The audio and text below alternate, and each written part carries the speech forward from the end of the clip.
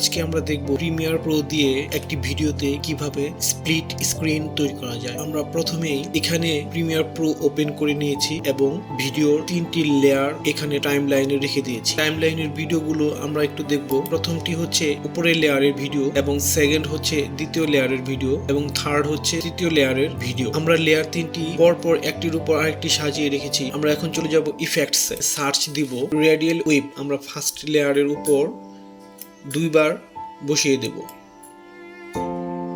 চলে যাব ইফেক্ট কন্ট্রোলে। এখানে দেখতে পাচ্ছি রেডিয়াল ওয়াইপের ফাংশন গুলো চলে এসেছে। ইফেক্টটি দুইবার নেওয়াতে দুইবার চলে এসেছে। তো আমরা এখানে রেডিয়াল ওয়াইপের ট্রানজিশন যে 0% হয়ে রয়েছে এটাকে 50% এবং স্টার্ট অ্যাঙ্গেল আমরা অ্যাঙ্গেল করে দেব 130। এখন ওয়েব সেন্টার থেকে আমরা এটাকে এভাবে নিচে নামাবো।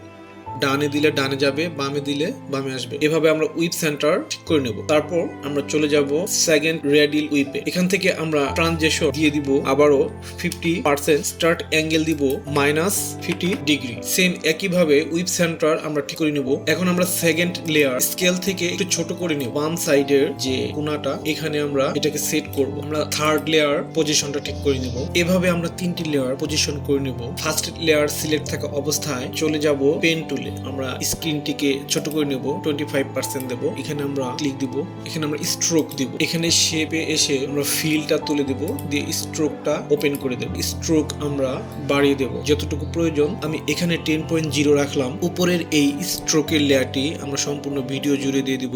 এখন আমরা এখান থেকে ফিট করে দেব স্ক্রিনটিকে। এখন যদি আমরা প্লে করি তাহলে আমরা দেখতে পাচ্ছি অনেক সুন্দর একটি স্প্লিট ভিডিও তৈরি হয়ে গিয়েছে। এভাবে আমরা স্প্লিট ভিডিও তৈরি করে নিতে পারি।